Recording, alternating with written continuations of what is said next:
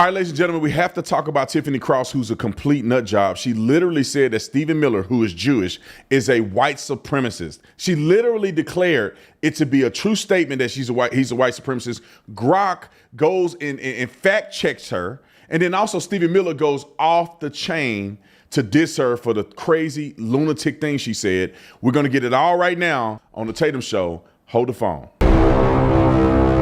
Like this video, comment on this video, share this video. Let's get into this. Ladies and gentlemen, and ladies, let's talk about Tiffany Cross. She's nutty like a nutty bar. How do you make the statement? And this is when people are they overdo the racial, white supremacist, racist thing. They overdo it. She probably have no idea. She has to know who Stephen Miller is, but she don't have no idea Stephen Miller is Jewish, but then claim that he's a white supremacist. You know how silly that is? That's like saying Zionist Nazi. They don't go together, bro. Zionist Nazis don't go together. But let's listen to what she had to say, because I cannot wait to get to Grok fact checking her and also Stephen Miller just destroying her. I cannot wait to get to that. Roll the clip. Okay, Stephen Miller. But anytime that is a priority. I bet you took a car service here. I bet you get chauffeured around. When was the last time you were on the subway? When was the last time you were in Brownsville, Bed-Stuy, East Let me tell you, my friend, you have no idea about my life. Okay, so when was the last time you were on the New York City subway? Tell us. Last week. Hang on just 1 second, Arthur.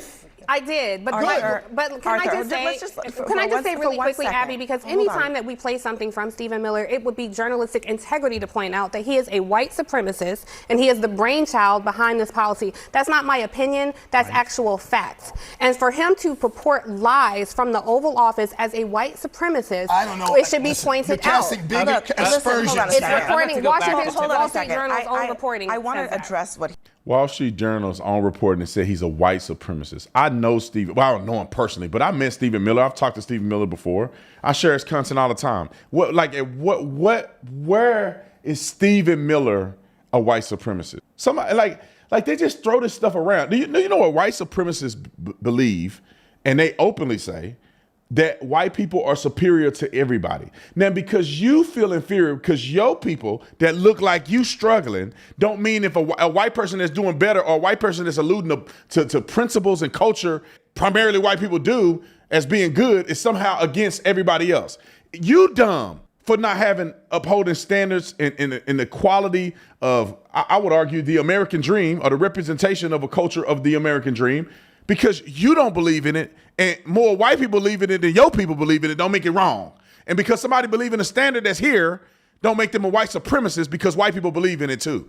I hope I explained it right. But she's a complete mind-dead person, in my personal opinion, because Stephen Miller is not a white supremacist by no stretch of the imagination. Let's go to Grok fact-checking of Tiffany Cross. It says, and I'm not acting like Grok is just one size fit all, it always works. I take these with a grain of salt, but this is just what it says, okay? It said, no, it's not an established fact. Accusations arise from a leaked 2015-2016 email where Miller referred to sites like VDAR, I don't know what that is, and the American Renaissance labeled white nationalists by groups like SPLC and ADL. Critics cite his immigration policies as evidence. However, Miller, who is Jewish, denied the claim, calling this anti-Semitic and offensive. White supremacists typically reject Jews, complicating the label that they have called him a white supremacist. And it goes on to say it's a contested characterization.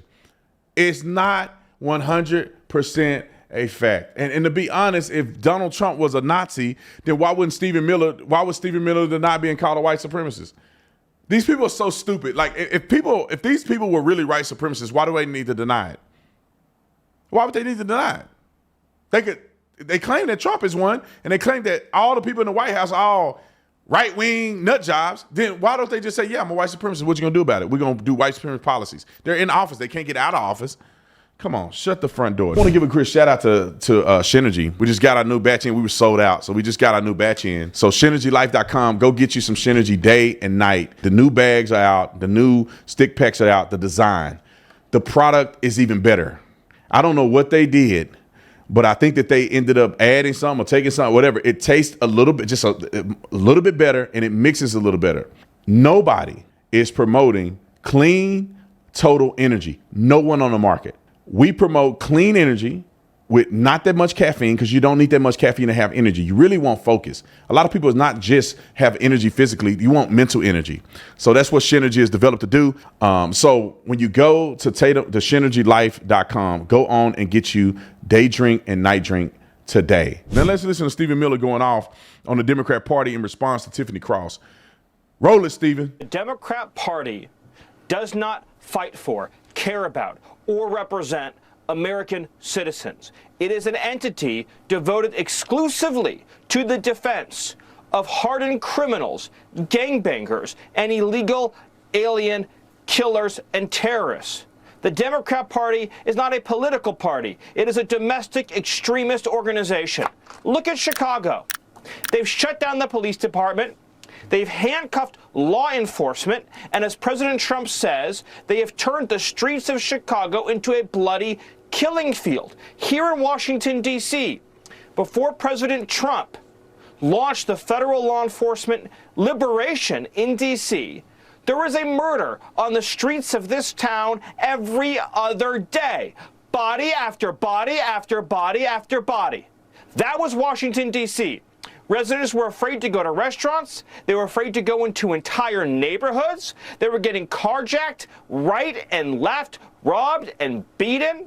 That was Washington, D.C. Now we're 2 weeks homicide free, the safest the city has ever been in its entire history.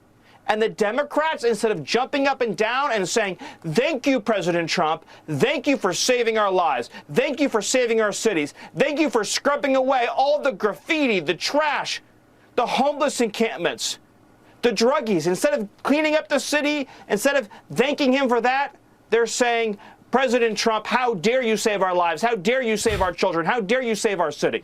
The Democrat Party, Sean, that exists today, it disgusts me. I do not recognize that party, Sean.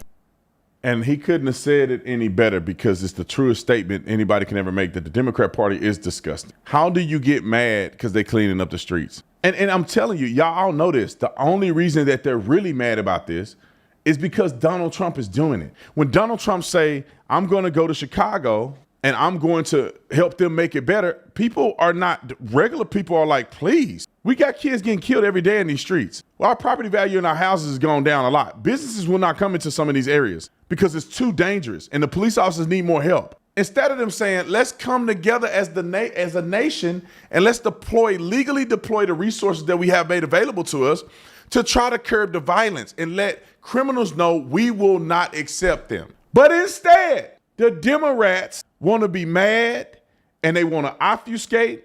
I think I said that word right. They want to do all of the things that they could possibly do to discredit what Donald Trump is doing, and that is keeping public safety number one. And instead of them doing it, somebody asked me the other day, why do you think they're doing it?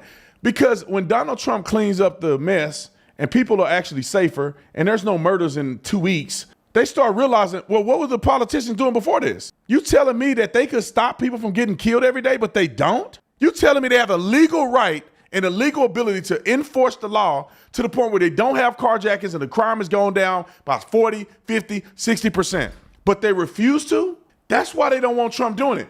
Trump going into Chicago, deploying the National Guard. If Donald Trump were to do that, crime rate go down tremendously. The young boys ain't getting murdered in the street every day in the south side of Chicago. Then the people of Chicago are gonna be like, well, wait a minute. You telling me we can go a month without a murder and we haven't gone a day without a murder in the last 10 years? We can go a month without a murder? Why is that? Then they're going to start realizing this, and it's going to get to my next video that you can find right up here somewhere, is the video where Chicago Mayor Brandon Johnson repeatedly says, we need more resources. We need more programs. We need better housing. And that's going to keep the thugs from thugging on the street. Shut the front door. What do you think? You think the thugs living in the street? They got houses. They got money. They gang banging. They don't want to do right. Having good housing don't make the daddy come home.